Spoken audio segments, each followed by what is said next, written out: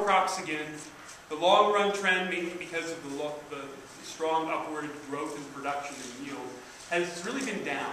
And I've got all these 4 crops here, and they're in the same units. What we did is we took those caloric counting, we put everything in terms of price of the calories, and then we turned it into what it would cost to have 2,000 calories per day for one person, and put it in $2,007, so we adjust for inflation. So, you need, at the beginning of the sample, around $300 for 2,000 calories per day for a whole year. And now it's just spiked recently, but on the order of around 100. Okay, so the long run trend has been down, and prices fluctuate together. That's the other important economic phenomenon to recognize, is that when prices fluctuate up and down, they fluctuate together. You see corn down here at the bottom. Corn, those are the cheapest calories you can get,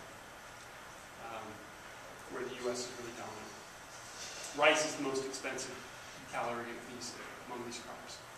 Now, until recently things have really changed, right? Prices seem to be going up a lot, and that's maybe why some people here in the room, it's got our attention again. We saw the big spike in 2008, but then the world economy crashed, big reduction in demand, prices fell, and now they're coming back up. And so prices, even in real terms, are starting to look higher. This isn't the same prices that I was looking at before. This is FAO's Food Price Index. And this just goes from 1990 to 2011, where the previous slide went all the way back to the beginning of the century. Okay, so factors affecting current prices. Well, there's accelerating demand growth. Population, yes, but that's only probably a pretty small part.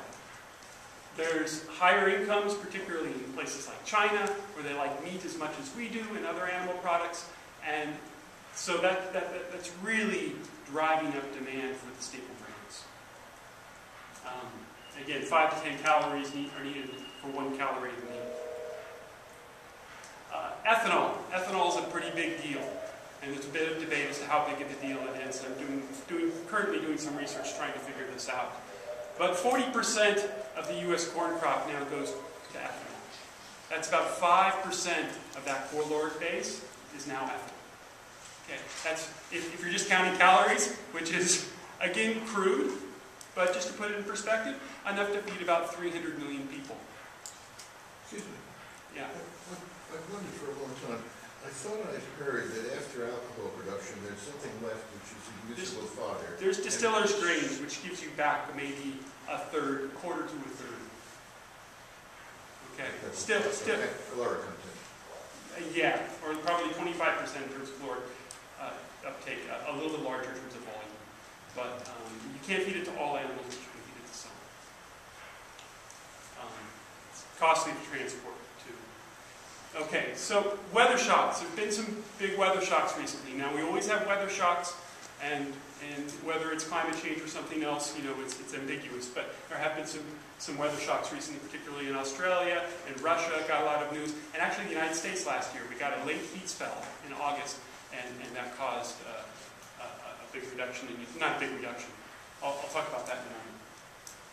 So is productivity growth slowing down? Now, we have had a drawdown in inventories recently. And when inventories get low, prices get really, really volatile and really susceptible to these kinds of shocks. So the longer run issue is productivity growth really growing as fast as demand is growing. In the past, productivity growth was going faster than demand. Now it's not so clear that that's happening anymore. A really important point that I want to emphasize right now is small quantity shocks cause big effects on prices. You saw how smooth that production was, aggregate production was. Prices were incredibly volatile in contrast. Small quantity changes have big price effects. Okay, so I want to explain that. Okay, so here's some basic economics 101. It must be, to my mind, that both supply and demand are extremely inelastic in economic jargon. That means they're really steep curves. So what we observe in the marketplace is the intersection of supply and demand, where we get the quantity produced and there's the price. Okay. Why is demand so inelastic? Well, particularly in richer countries, commodities make up the tiniest share of the food that you eat. Okay. Wheat prices, everyone's talking about wheat prices right now. They've more than doubled since June. But these days, in a typical loaf of bread, you're talking about 10 cents of wheat. Okay? And it used to be 5 cents. Now, people aren't going to buy a whole lot less wheat because the price of a loaf of bread went up by nickel. Okay? And that's if you got full pass-through of the price to the retail level. And that's not necessarily going to be the case. But it probably is in the long term. Okay. So, now supply is inelastic probably just because we really need to boost production by boosting yields, and that takes a while. It's a long-run trend. But in the short run, you need to expand land, and there's only so much arable land out there that's of very good quality. So both supply and demand are extremely inelastic, and as a result, a small shift in demand, say from ethanol, you're going to get a big increase in price and a small change in quantity. A small shift in supply, say due to the weather, you're going to get, again, a big change in price and a small change in quantity. Keep in mind, it's kind of interesting. There's some paradoxes here that are kind of simple, but are clearly true.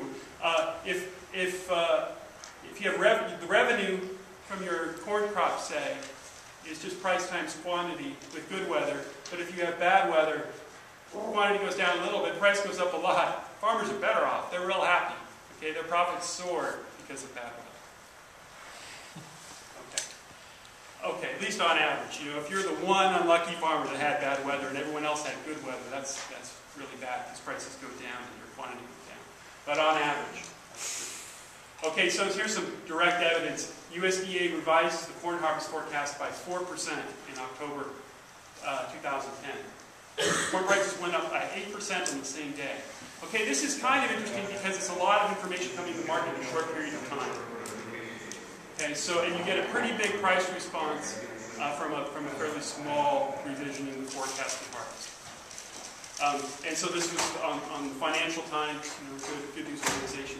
Corn price in the biggest surge since 1973 on fears of new food crisis. Here's what happened. I want to point out that this is cut off at 100 down here, so the yields are actually all the way down to the floor. This was the revision. Oops, I lost it. Here's the revision. Pretty small. It looks pretty small, but it's unusual. Usually the September forecast is pretty darn good. And here it was not so good. And you had that downward revision and a big price spike. But this was only 4% of the U.S. crop, which is only part of the whole world, and it's only one of the crops. Yet actually prices for corn, for soybeans, for wheat, all just spiked that day because of that. Okay. So, I also want you to consider how big this price spike is given that. Inventories do a very good job of buffering weather shocks like this. They do a very good job of it. Consumption is a lot smoother than production. So you saw how smooth production was at the beginning. Consumption, the amount we actually consume, is a lot smoother still because speculative markets actually do a really good job of helping us to smooth consumption in the face of price spikes. So this actually attenuates the price effects. Okay, that attenuates the price effects. This is only in the United States, and the revision was probably anticipated by some, including yours truly. I'll raise my hand.